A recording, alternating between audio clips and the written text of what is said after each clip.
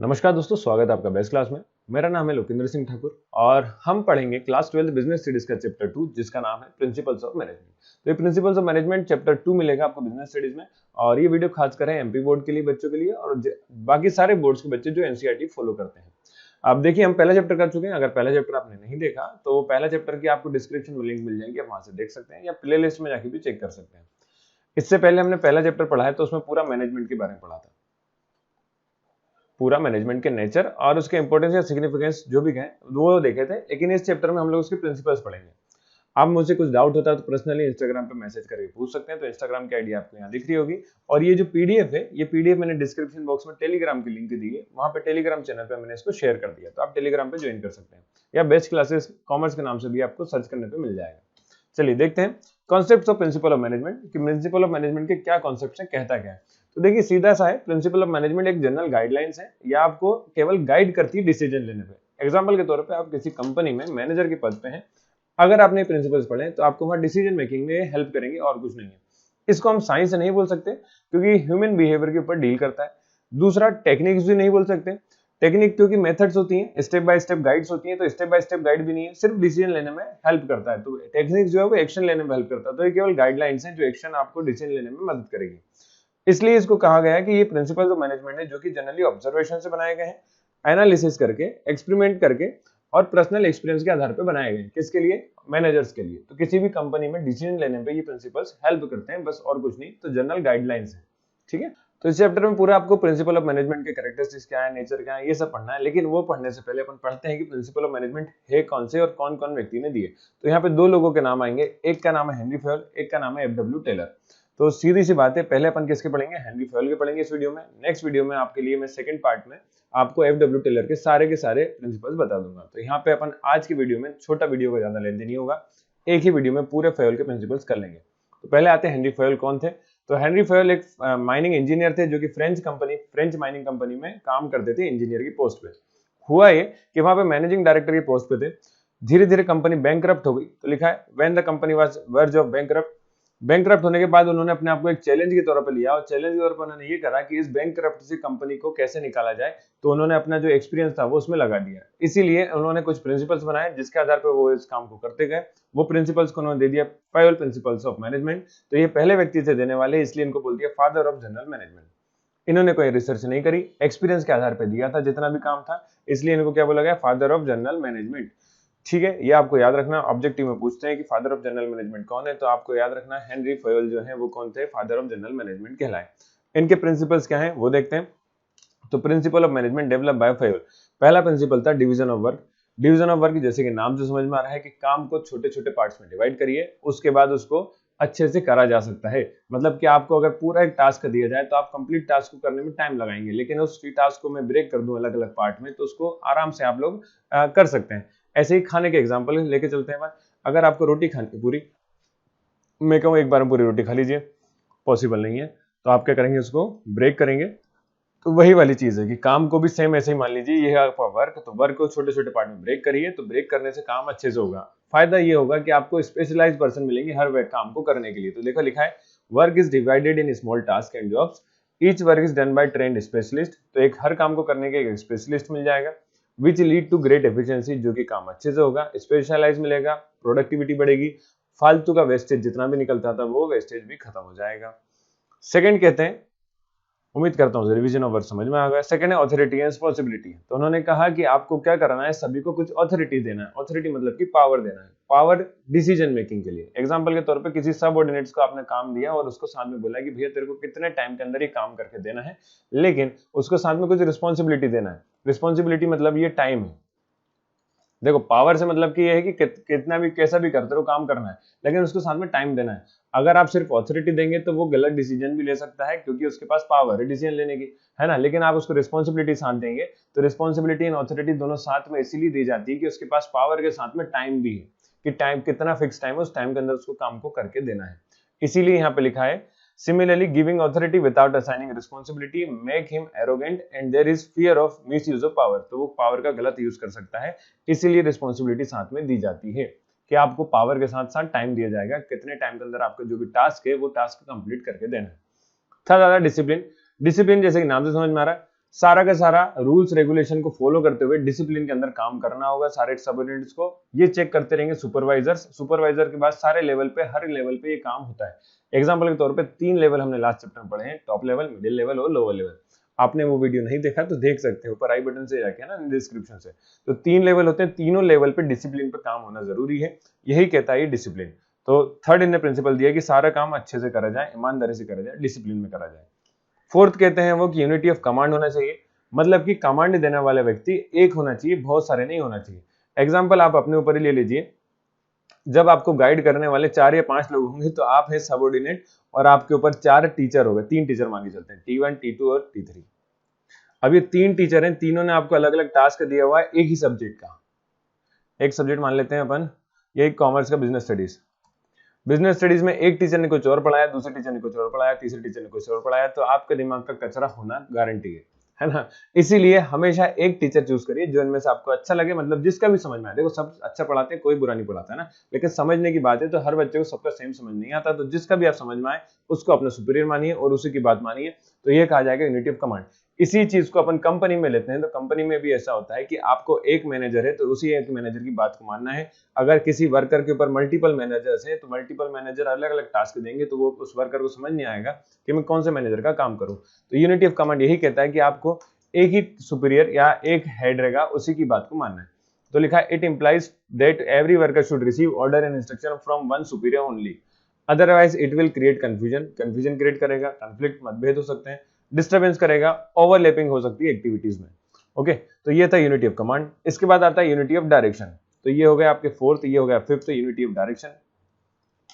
Unity of direction मतलब कि आपने एक प्लान बनाया हुआ है ऑर्गेनाइजेशन में। देखिए कोई भी ऑर्गेनाइजेशन बिना प्लान के काम नहीं करता, तो जब भी प्लान बनाया हुआ है तो सभी का जो टारगेट है वो एक ही टारगेट होना चाहिए, एक ही ऑब्जेक्टिव को लेकर सभी को काम करना है। ऐसा नहीं है कि बीच में से एक व्यक्ति आया और जो कि और कुछ काम करने लग जाए तो उससे पूरा डिस्टर्बेंस। इसीलिए लिखा हुआ है each group of activity having same objective must have one head and one plan. One head और वन प्लान मतलब एक ऑर्डर देने वाला और एक ही प्लान के ऊपर सब लोग काम करें। This ensure unity of action and coordination, जिस वजह से एक्शंस सभी एक एक्शन में काम करेंगे एक ही डायरेक्शन में, और आपका कोऑर्डिनेशन भी अच्छे से बना रहता है। तो ये प्रेजेंस ऑफ यूनिटी के लिए बना है, ये लैक ऑफ यूनिटी के लिए बना है।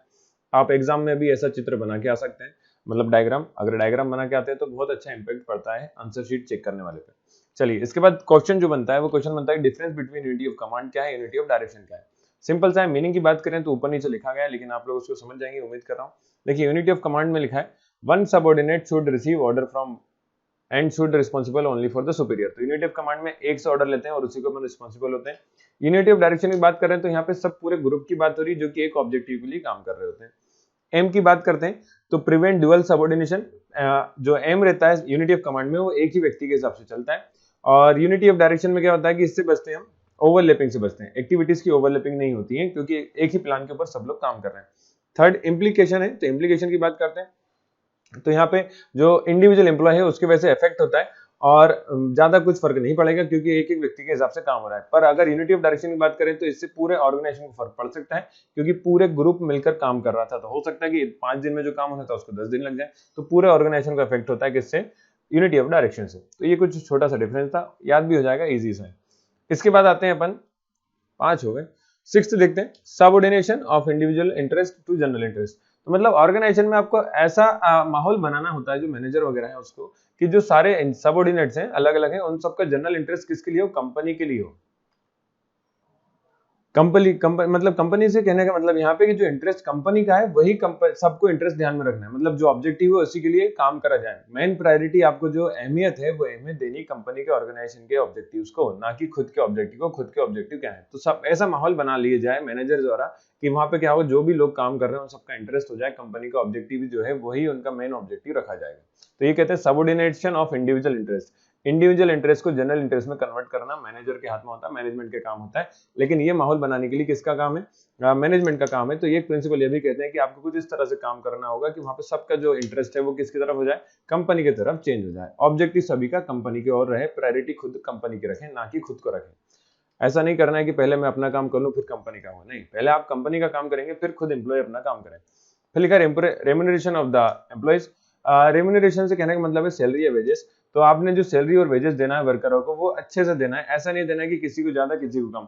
देखिए जो व्यक्ति काम कर रहा है, ओवर टाइम कर रहा है, उसको बोनस दिया जाता है, तो बोनस वाला सिस्टम भी यहीं से आया है ना। तो यहाँ लिखा है the overall pay and compensation should be fair to both employees and the organisation. तो एम्प्लॉइज और ऑर्गेनाइजेशन को सही से देना है, अच्छे से देना है, जिसका जितना हिसाब बनता है उतना ही देना है।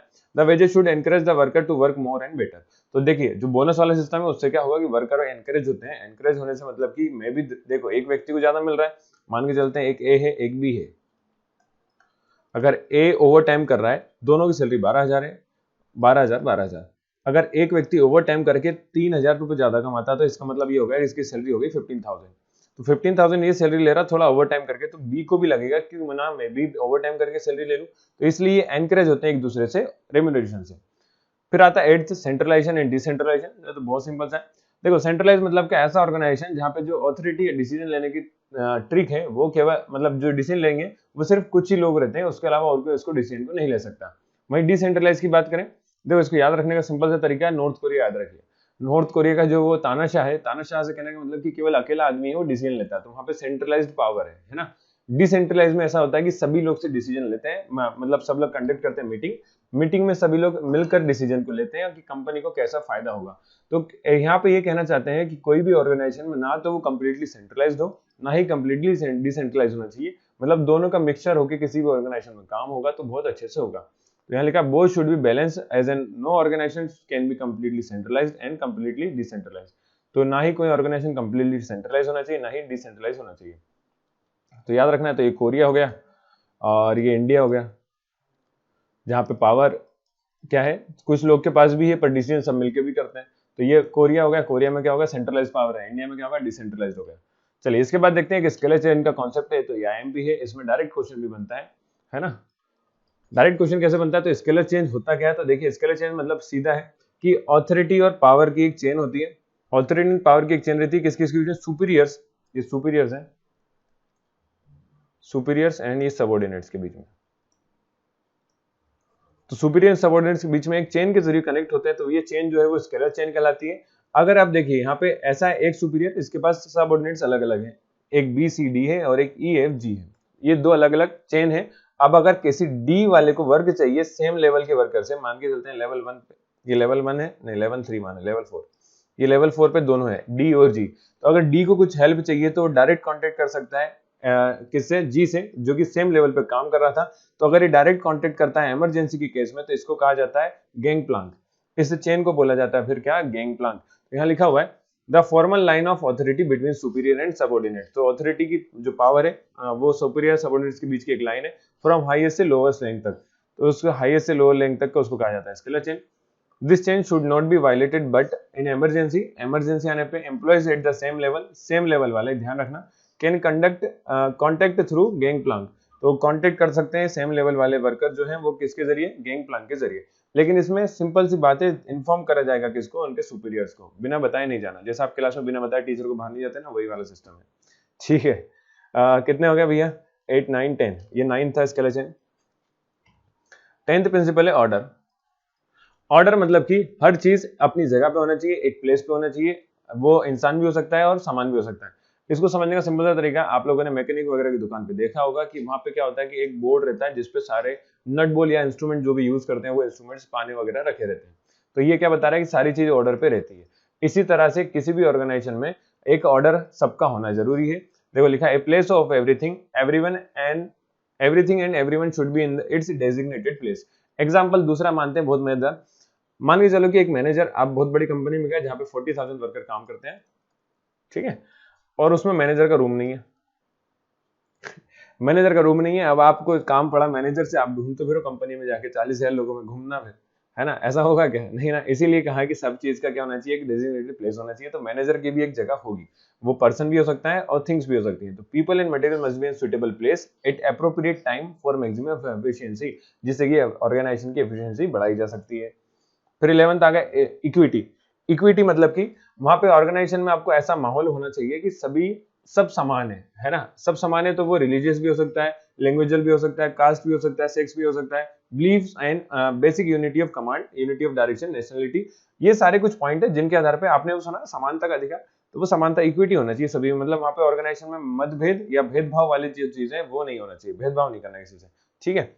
और 12th है इनिशिएटिव। इनिशिएटिव से कहने का मतलब ये है वर्कर शुड बी एनकरेज। अब वर्करों को एनकरेज करना है। इनिशिएटिव मतलब कि मान के चलते हैं कि देखो जो फील्ड पे काम कर रहा है वर्कर, उसको कुछ अच्छा तरीके से टेक्निक पता है जिससे कि अच्छे से काम हो सकता है। तो अगर उसको टेक्निक पता है जिससे ऑर्गेनाइजेशन को फायदा हो रहा है, तो अगर आप उसको एनकरेज करेंगे तो वो आपको आके बताएगा और उसको इंप्लीमेंट करेंगे तो आपका टाइम बचेगा। मैनेजमेंट का मेन मोटिव इफेक्टिव और एफिशिएंट तरीके से काम करना है। तो वो काम कौन बता सकता है? वर्कर बता सकता है। जो फील्ड पे काम कर रहा है उसी को पता होगा। तो अगर कोई व्यक्ति ऐसा बता रहा है, इनिशिएटिव तरीके से काम बता रहा है, तो उसको इम्प्लाई करना या अप्लाई करना आपका काम होता है, मैनेजमेंट का काम होता है, जिससे कि उसको मोटिवेशन मिलता है और बाकी लोग को भी मिलता है। इसके बाद आते हैं चैप्टर नंबर पॉइंट नंबर 13, जिसका नाम है स्पिरिट डी कॉर्प्स। ये फ्रेंच वर्ड है। इसका मतलब सिंपल सा है कि एक सभी में स्पिरिट होना चाहिए, काम करने की इच्छा होना चाहिए, जिससे कि टीम वर्क में सब लोग काम कर सकें। टीम वर्क में काम करेंगे तो मैनेजमेंट या कंपनी या ऑर्गेनाइजेशन को बहुत अच्छा फायदा होगा। तो यूनिटी होना चाहिए, सीधी बात ये है। ओके, तो management should be promote A team work को प्रमोट करना होता है। तो इतना है, 13 पॉइंट आपने दिए थे फयूल भैया ने। आज की वीडियो में नहीं करेंगे। तो थैंक्स फॉर वॉचिंग। अगर किसी को कुछ डाउट होता है तो आप कमेंट करके इंस्टाग्राम पे मैसेज करके पूछ सकते हैं। उम्मीद करता हूँ सभी को समझ में आया होगा। मिलते हैं नेक्स्ट वीडियो में। Thank you.